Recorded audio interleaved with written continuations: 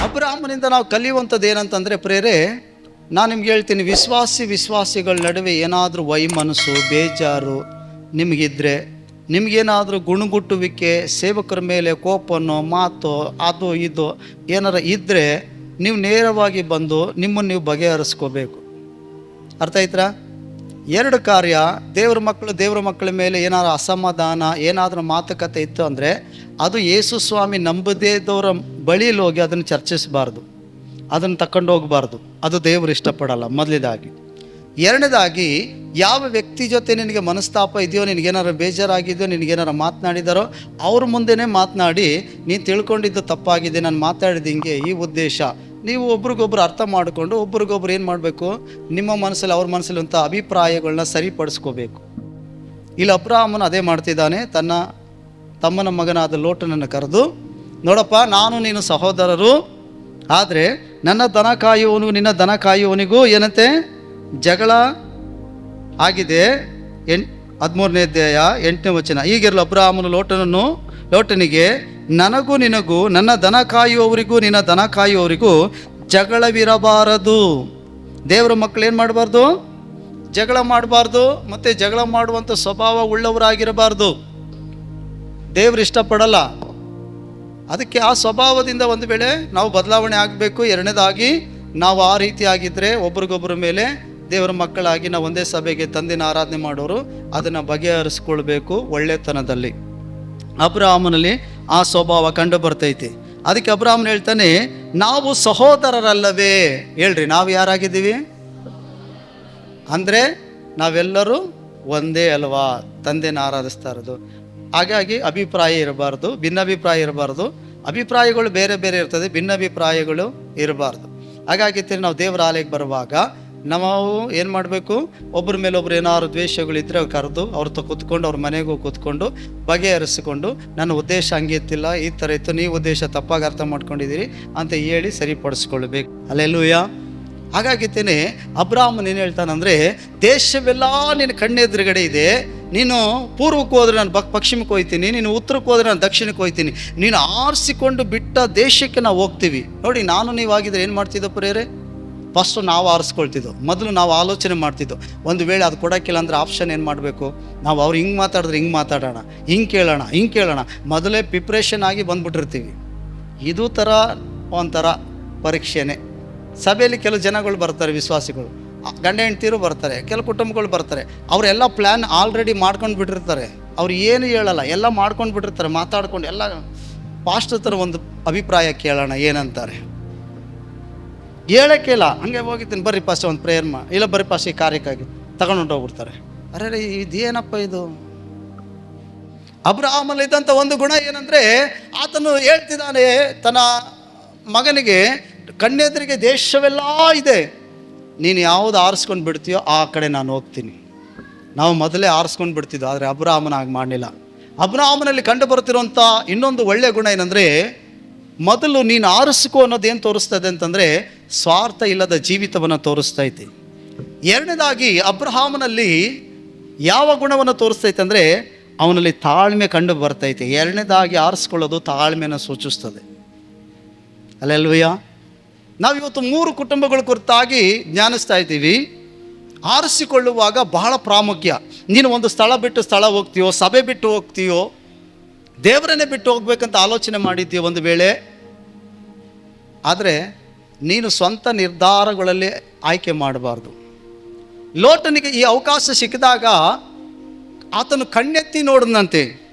ಲೋಟನು ಕೂಡ ಸಮೃದ್ಧಿ ಉಳ್ಳವನಾಗಿದ್ದಾನೆ. ಇಲ್ಲಿ ವಾಕ್ಯದಲ್ಲಿ ನಾವು ನೋಡ್ತೀವಿ, 13ನೇ ಅಧ್ಯಾಯದಲ್ಲಿ ಲೋಟನ ದನ ಕಾಯುವವರಿಗೂ ಅಬ್ರಹಾಮನ ದನ ಕಾಯುವವರಿಗೂ ಯಾಕೆ ಜಗಳ ಬಂತು ಅಂದರೆ, ಅವರಿಬ್ಬರು ಸಂಪತ್ತು ಹೆಚ್ಚಾಗಿದೆ. ಅವರಿಬ್ಬರು ಹಣ ಮತ್ತು ದಾಸಿಯರು, ಕುರಿ ಮತ್ತು ಆಕಳುಗಳು ಎಲ್ಲವೂ ಕೂಡ ಅವರಿಗೆ ಸಮೃದ್ಧಿಯಾಗೈತಿ ಇಬ್ಬರಿಗೂ. ಲೋಟನು ಕೂಡ ಸಂಪಾದಿಸಿದ್ದಾನೆ. ಲೋಟ ಹೇಗೆ ಸಂಪಾದಿಸ್ತಾ? ಅಬ್ರಹಾಮನ ಜೊತೆ ಇರೋದ್ರಿಂದ. ಅಬ್ರಹಾಮನ ಜೊತೆ ಇದ್ದಿದ್ದರಿಂದ ಹೆಂಗೆ ಸಂಪಾದಿಸ್ತಾ? ಅಬ್ರಹಾಮನ ಮೇಲೆ ದೇವರ ಒಡಂಬಡಿಕೆ ಇದೆ. ದೇವರು ಅಬ್ರಹಾಮನ ಮೇಲೆ ದಯೆ ಇಟ್ಟಿದ್ದಾನೆ. ಅಬ್ರಹಾಮನ ಜೊತೆ ಇರೋದ್ರಿಂದ ಅವನು ಆಶೀರ್ವದಿಸಲ್ಪಟ್ಟ. ಅಬ್ರಾಮನ ಜೊತೆಲಿರೋದ್ರಿಂದ ಅಬ್ರಾಮನ ಮೇಲೆ ಮಾಡಿದಂಥ ದೇವರ ಪ್ರಮಾಣ, ದೇವರ ದಯೆ ಅದು ಲೋಟನ ಮೇಲೂ ಕೂಡ ಹೋಯ್ತು. ಅದಕ್ಕೆ ಲೋಟನು ಕೈ ಹಾಕುವಂಥ ಎಲ್ಲ ಕೆಲಸಗಳನ್ನ, ಸಂಪತ್ತುಗಳನ್ನ ದೇವರು ಅಭಿವೃದ್ಧಿ ಪಡಿಸ್ತಾ ಹೋದ.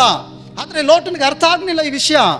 ಲೋಟ ಏನು ಮಾಡ್ತಿದ್ದಾನಂದ್ರೆ, ದೊಡ್ಡಪ್ಪ ಹೇಳ್ತಿದ್ದಾನೆ, ದೇಶವೆಲ್ಲ ನಿನ್ನ ಕಣ್ಣು ಮುಂದೆ ಇದೆ, ನೀನು ಯಾವುದನ್ನು ಆರಿಸ್ಕೊಂಡು ಬಿಡ್ತೀಯ ಆ ದೇಶಕ್ಕೆ ಹೋಗ್ತೀನಿ. ಒಬ್ಬ ಆತ್ಮಿಕನಾಗಿದ್ರೆ ಲೋಟನು ಏನು ಮಾಡಬೇಕಾಗಿತ್ತು? ದೊಡ್ಡಪ್ಪ, ನಾನು ನಿನ್ನ ಬಿಟ್ಟು ಹೋಗಲ್ಲ. ಒಂದು ವೇಳೆ ದನ ಕಾಯೋರಿಗೆ ಬುದ್ಧಿ ಮಾತು ಹೇಳೋಣ, ಒಂದು ವೇಳೆ ಹೌದು ನಿನಗೂ ನನಗೆ ಸಂಪತ್ತು ಭಾಳ ಐತೆ, ಹಾಗಾಗಿತ್ತೇನೆ ಮತ್ತೆ ಈ ಘರ್ಷಣೆಗಳು ಆಗಬಾರ್ದಂದ್ರೆ ನೀನು ಪ್ರಾರ್ಥನೆ ಮಾಡು, ನಾನು ಪ್ರಾರ್ಥಿಸ್ತೀನಿ. ನಾನು ಯಾವ ದಿಕ್ಕು ಕಡೆಗೆ ಹೋಗಬೇಕೋ ಪ್ರಾರ್ಥನೆ ಮಾಡಿ ತಿಳಿಸು. ದೇವರ ಯೋಜನೆಯನ್ನು ತಿಳ್ಕೊಂಡು ಹೋಗ್ತೀನಿ, ದೇವರ ಚಿತ್ತವನ್ನು ತಿಳ್ಕೊಂಡು ಹೋಗ್ತೀನಿ. ದೇವರ ಚಿತ್ತ ಇಲ್ಲದೆ ನಾನು ನಿನ್ನನ್ನು ಆಗಲಲ್ಲ ಅಂತ ಹೇಳಬೇಕಾಯಿತು.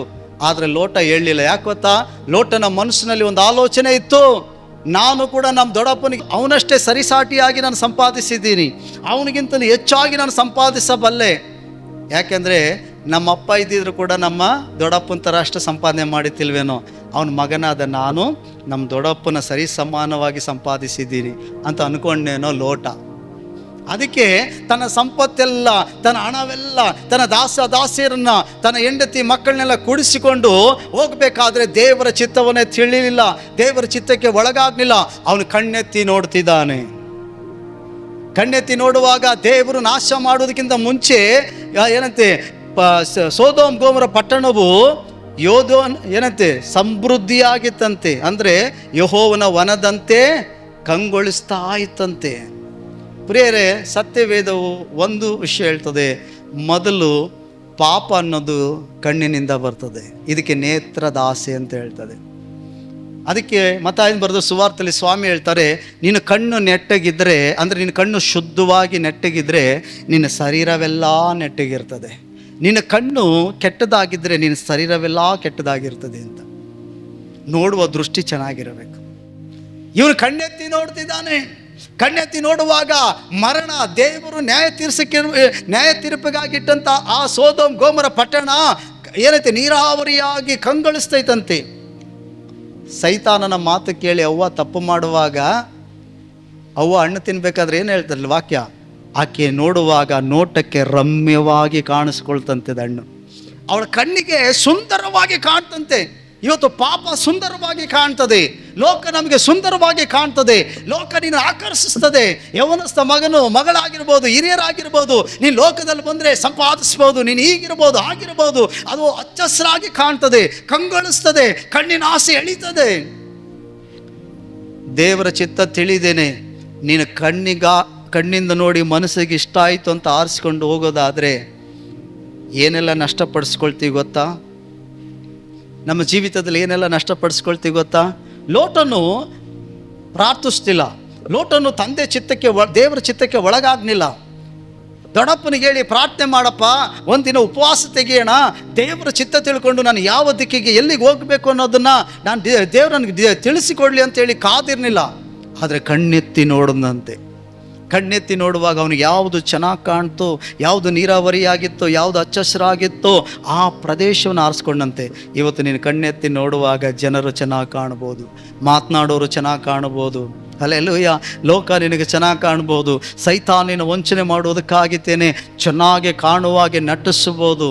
ನೀನು ದೇವರನ್ನು ಬಿಟ್ಟು, ದೇವರ ಮನೆಯನ್ನು ಬಿಟ್ಟು ಹೋಗೋದಾದರೆ ಎಂಥ ನಷ್ಟಕ್ಕೆ ಒಳಗಾಗ್ತೀವಿ ಗೊತ್ತಾ? ಲೋಟನು ಕಣ್ಣೆತ್ತಿ ನೋಡಿ ಸೊದೋಮ್ ಗೊಮೋರ ಪಟ್ಟಣವನ್ನು ಆರಿಸಿಕೊಂಡು ಅಲ್ಲಲ್ಲಿ ಸುತ್ತ ಗುಡಾರ ಹಾಕೊಂಡು ಏನು ಮಾಡ್ದ? ಅವನ ನಿರೀಕ್ಷೆ ಆಸೆಯಂತೆ ಸೊದೋಮಿಗೆ ಹೊಂಟೋಗ್ಬಿಟ್ಟ. ಒಬ್ಬ ಮನುಷ್ಯ ಡೈರೆಕ್ಟಾಗಿ ದೇವರನ್ನ ಬಿಟ್ಟು ಹೋಗಲ್ಲ, ದೇವರ ರಾಜ್ಯವನ್ನು ಬಿಟ್ಟು ಹೋಗಲ್ಲ, ಪ್ರಾರ್ಥನೆ ಬಿಟ್ಟು ಹೋಗಲ್ಲ. ಅವ್ರೇನು ಮಾಡ್ತಾರಂದರೆ, ಅವ್ರಿಗೆ ಕಣ್ಣಿನಿಂದ ನೋಡಿ ಮನಸ್ಸಿಗೆ ಆಸೆ ಬರ್ತದೆ, ಆಸೆಗೆ ಮನಸ್ಸಲ್ಲಿ ಸ್ಥಳ ಕೊಟ್ಬಿಡ್ತಾನೆ. ಆಸೆ ಸ್ವಲ್ಪ ಪಾಪ ಮಾಡ್ತಾ ಸ್ವಲ್ಪ ಅವಿದ್ಯೆನ ಆಗ್ತಾ ಪ್ರಾರ್ಥನೆಯಿಂದ ದೂರ ಮಾಡ್ತಾ ಸಭೆಗೆ ಬರೋ ದೂರ ಆಗ್ತಾ ಕಡೆ ಒಂದು ದಿನ ಕಾರಣಗಳು ನೆಪಗಳು ಹೇಳ್ಕೊಂಡು ಹೊರಗಡೆ ಹೋಗ್ಬಿಡ್ತಾನೆ. ಅರ್ಥ ಆಯ್ತಾ? ಒಂದು ತಪ್ಪು ಮರ ಬೆಳೀತಾ ಇರ್ತದೆ, ಆ ಬೆಳೆಯೋ ಮರಕ್ಕೆ ಒಂದೇ ಒಂದು ಹುಳ ಬೀಳೋದು. ಅದು ಯಾವಾಗ ಬೀಳ್ತದೆ ಅಂದರೆ ಬೆಳೆದ ಮೇಲೆ ಬೀಳಲ್ಲ, ಬೆಳೆಯುವಾಗಲೇ ಬೀಳ್ತದೆ.